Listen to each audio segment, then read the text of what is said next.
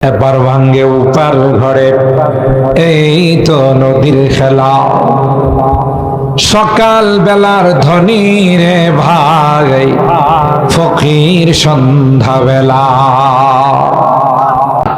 কোরআনে কারীমে আল্লাহ জাল্লা জালালহু আমাদের পূর্বের ইতিহাস স্মরণ করায় দেয়। যে জাতি তার ইতিহাস ভুলে যায়, ওই জাতির কপাল পড়ে। বুখারী শরীফের হাদিস, বেটারে 3 রোগ দিছে। একবারে কি অন্ধ, আরেকবারে কি টাক পরা, মাথার চুল থাকে না, এই টাকলা, মাথায় চুল নাই। আরেকবারে সেবে দিবে না, সারা শরীর সাদা হয়ে গেছে। আল্লাহ পরীক্ষা করার জন্য হযরতে জিবরাইলকে পাঠাইছেন, যাও এদের কাছে যাও, আমি একটু পরীক্ষা করি। অন্ধ ব্যক্তিরে বললেন, ভাই আপনার কাছে কি সবচাইতে প্রিয়, কোন জিনিসটা সবচাইতে গুরুত্বপূর্ণ? বুখারী শরীফের হাদিস। বলল, ভাই আল্লাহ যদি আমার 2টা চোখ খুলে দিতেন, দৃষ্টি শক্তিটা ফিরেই দিতেন, আমার আর কিচ্ছু দরকার নাই, দুনিয়াটা কেমন একটু দেখতাম। চোখ নেওয়ার মালিককে, দেওয়ার মালিককে আল্লাহ। চাইলে আল্লাহ দেয়। আল্লাহর এক বান্দা রিসেন্টলি ঘটনা মিডিয়াতে আসছে, আফ্রিকা থেকে আসছে, অন্ধ, খানায় কাবা ধরে ধরে কান্দে, কয় আল্লাহ আর কিছু দরকার না, তোমার কাবা আরে দেখবার জন্য চোখটা খুলে দাও।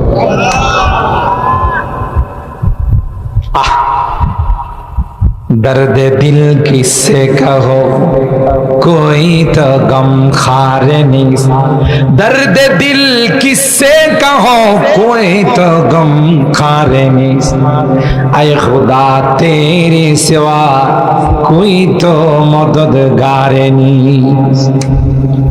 ওই আল্লাহর বান্দা খানায় কাবার মধ্যে ধরে কান্দে আর কয়, আল্লাহ আর কোনো কিছু দেখার আমার শখ নেই, অনেক দূর থেকে অনেক টাকা খরচ করে আসছি রে, শুধু তোমার ঘরটা এক নজর আমাকে দেখাই দাও। দিলের দরদ নিয়ে বলছেন, উপস্থিত জনতা কয়, আর দিলের দরদের কথাটা মালিক শুনে ফেলাইছে।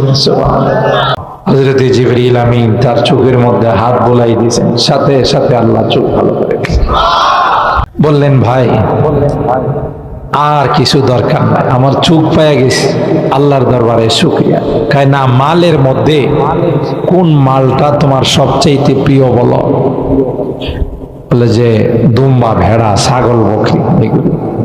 যাও, তোমাকে 1 পাল দুম্বা, 1 পাল ছাগল, ভেড়া দেওয়া হবে। মন খুশি, চলে গেলেন।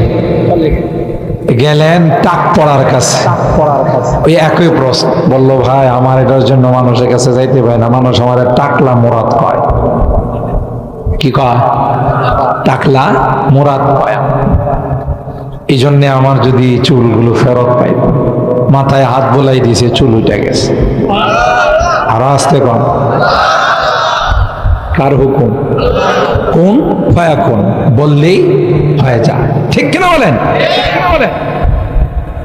তোমার কি সবচাইতে প্রিয়? বললে গাভী। 1 পাল গাভী দিল, যাও। লাস্টে যে সেবি দিবে মা, কুষ্ঠ রোগী, তার কাছে গেল। বলল যে, ভাই মানুষের মিটিংয়ে মিছিলে যাইতে পারি না, যাদের কাছে যায় এরাই ঘৃণা করে, আমার চামড়াটা যদি আল্লাহ পাল্টাই দিত।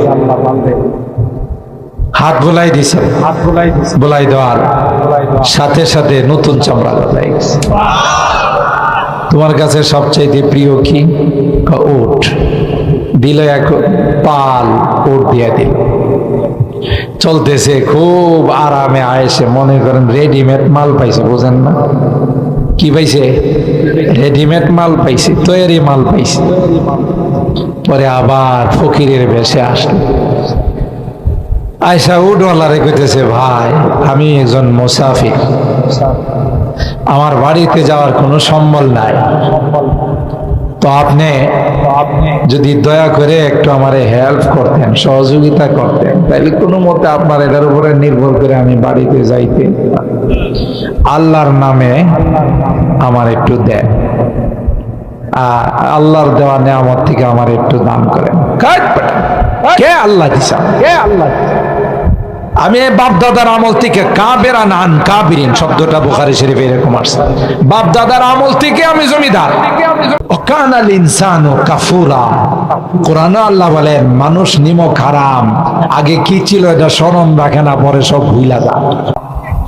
আমি আপনাদের কি বলেছিলাম হাকিমুল উম্মত মুজাদ্দিদে মিল্লাত শাহ আশরাফ আলী থানভী রাহমাতুল্লাহি আলাইহি ওনার এক কিতাবের মধ্যে লিখেন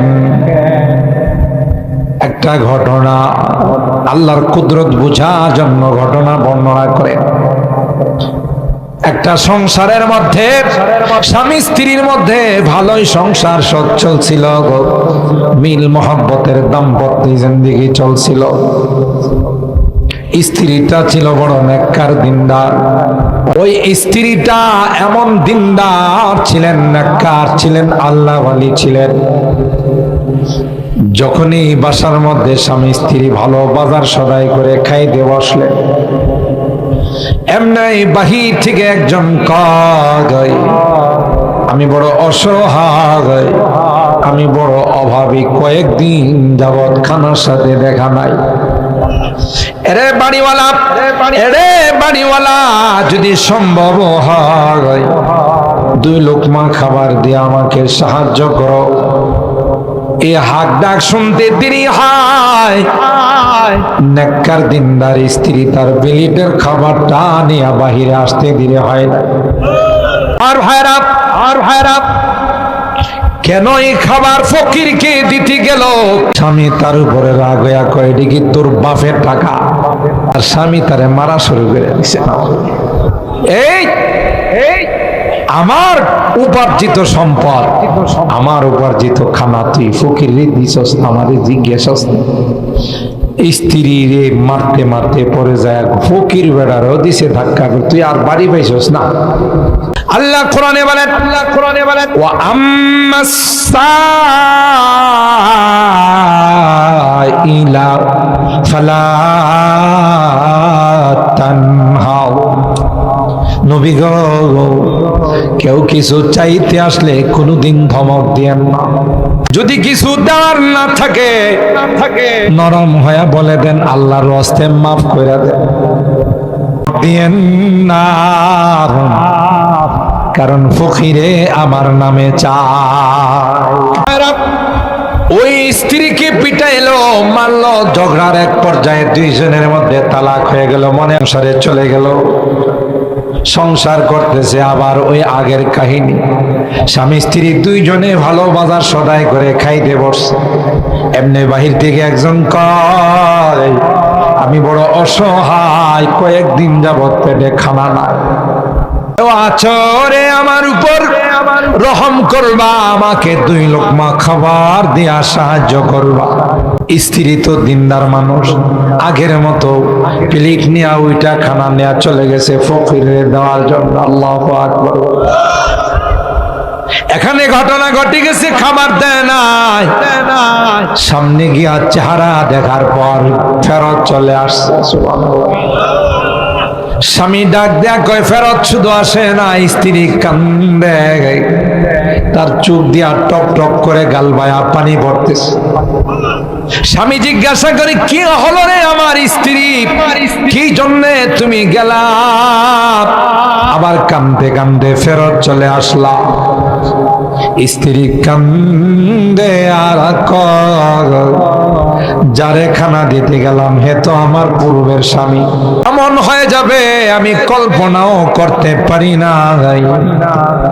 এত বড় টাকা পয়সার মালিক ছিল, বিভিন্ন ধনী মানুষ ছিল, কিন্তু আজকে এসে কান্দের মধ্যে ব্যাগ ঝুলায়া পেটটা পিঠের সঙ্গে লাগা রয়েছে, চেহারা চেনা যায় না।